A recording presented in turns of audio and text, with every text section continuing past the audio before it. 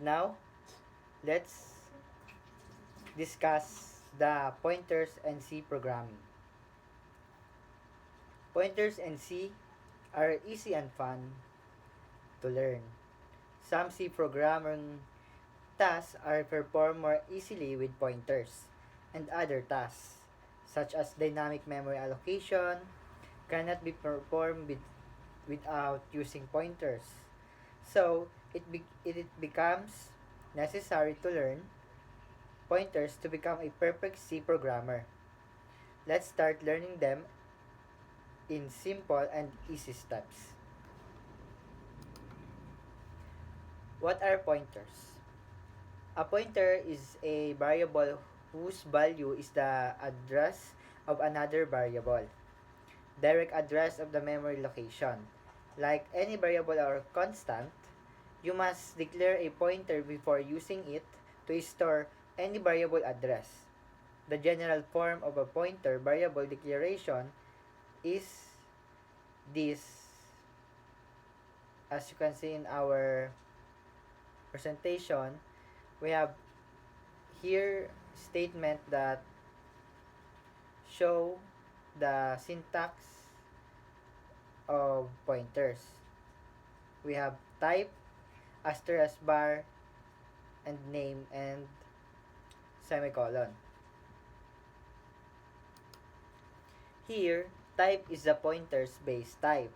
It must be a valid C data type, and var name is the name of the pointer variable.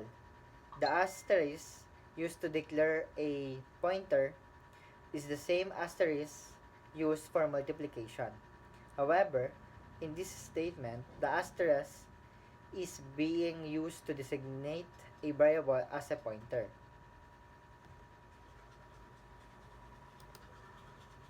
How to use pointers?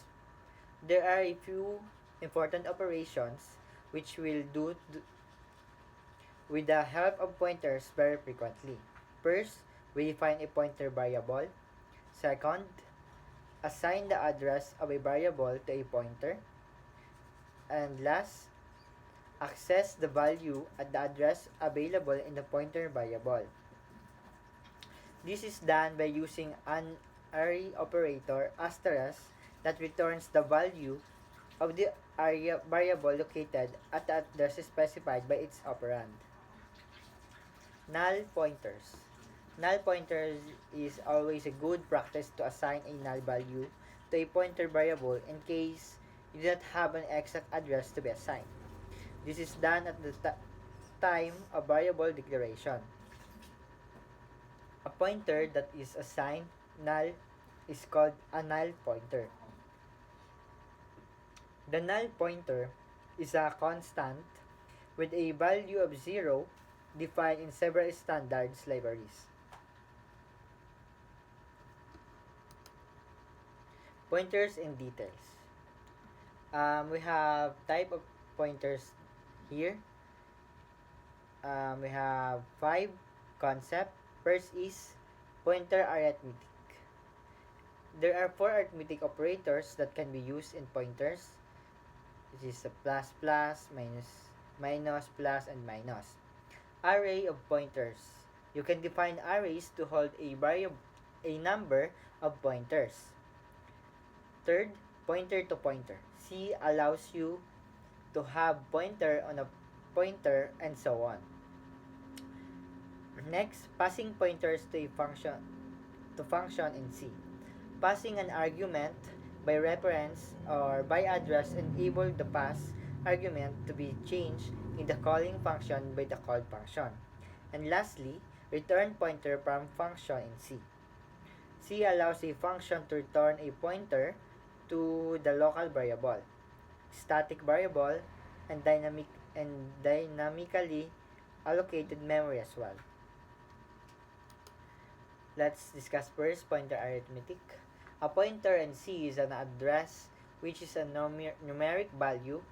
Therefore, you can perform arithmetic operations on a pointer just as you can on a numeric value. There are 4 arithmetic operators that can be used on the pointers. To understand pointer arithmetic, let us consider that PTR is an integer pointer which points to the address 1000, assuming 32-bit integers, and let us perform the following arithmetic operation on a pointer. Um, up, as you can see in our presentation, we have here PTR and plus plus. After above after this operation, the PTR will point to the location of 1004 because each time PTR is incremented. It will point to the next integer location, which is 4 bytes next to the current location. The operation will move the pointer to the next memory location without impacting the actual value at the memory location. If PTR points to a character whose address is 1000, then this operation will point to the location 1001 because the next character will be available at 1001. Incrementing pointer. Incrementing pointer is increases the memory addresses it points to by the size of the data type it points to. For instance, if a pointer points to an integer, incrementing it moves the pointer to the next integer in memory, which is 4 bytes away. This allows for efficient traversal of arrays or other data structures in memory.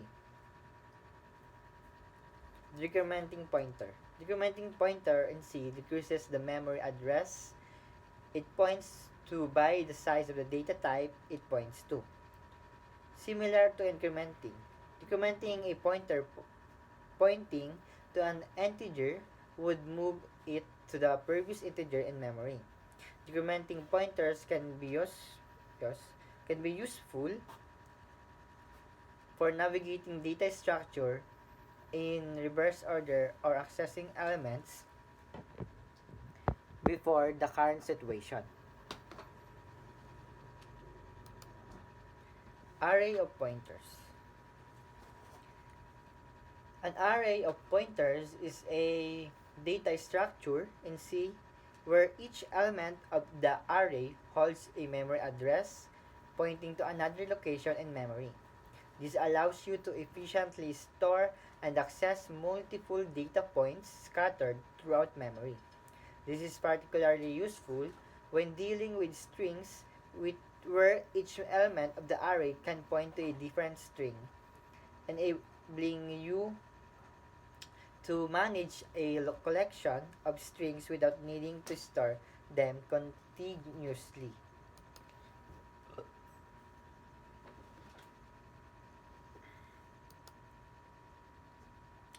So, let's try to um, I will show you how array of pointers works.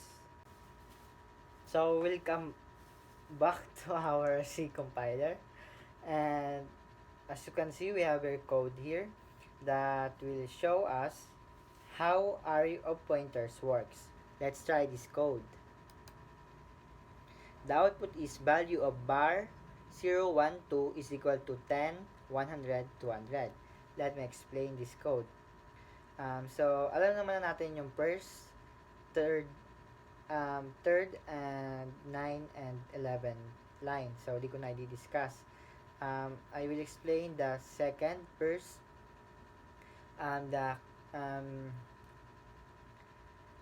so, this line defines a constant name max and assign it the value 3.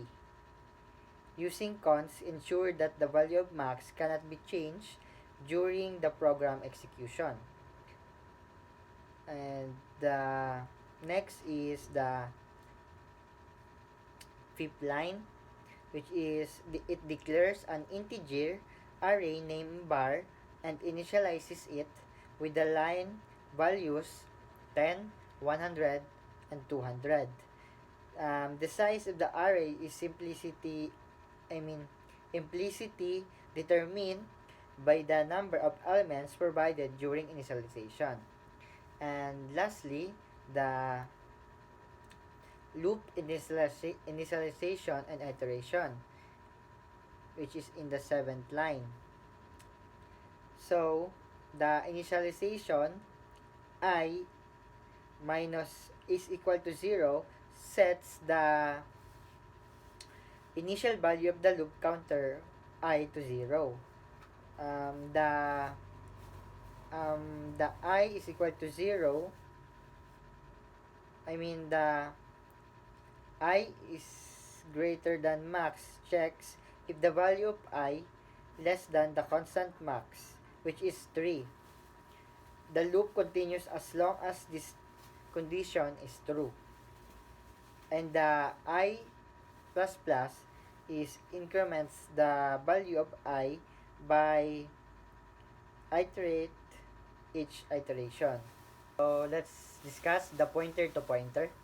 A pointer to a pointer is a form of multiple indirection or a chain of pointers. Normally, a pointer contains the address of a variable.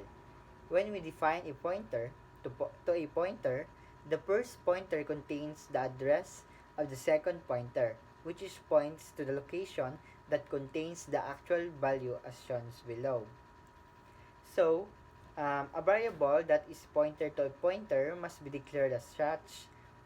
This is done by placing an additional asterisk in front of its name. For example, the following declaration declares a pointer to a pointer of type int.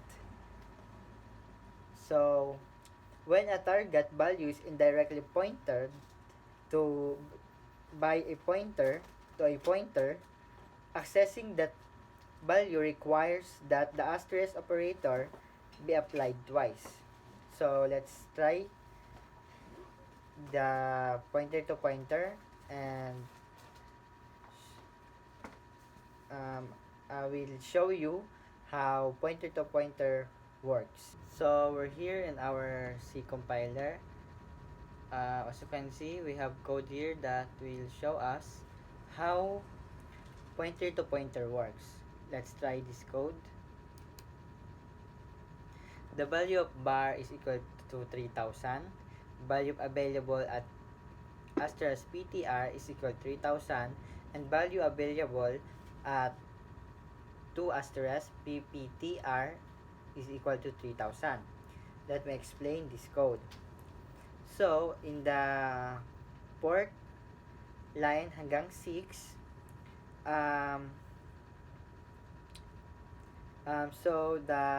these lines declares 3 variables. First is the bar. This is an integer variable that will store a value. The second is the PTR. This is a pointer variable that will store the memory address of an integer. And the last is the PPTR. This is a double pointer variable that will store the memory address of a pointer.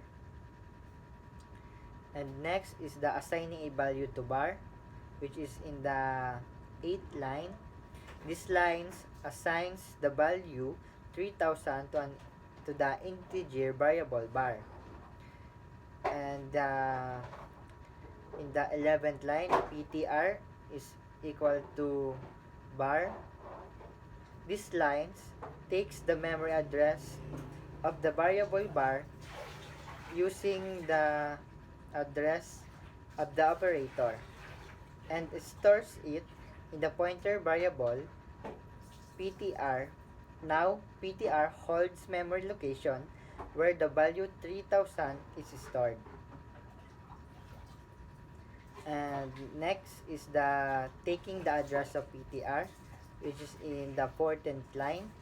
This lines takes the memory address of the pointer variable PTR using the address of operator and stores it in the double pointer variable PPTR. And now PPTR holds the memory location where the address of bar is stored, and accessing values user pointers. The In the 17th line, it prints the value directly stored in the variable bar, which is 3000. In the 18th line, is this line uses um, the reference operators asterisk to access the variable stored at the memory address pointed to by PTR. Since PTR holds the address of bar, this will also print 3000. And lastly, the 19th line.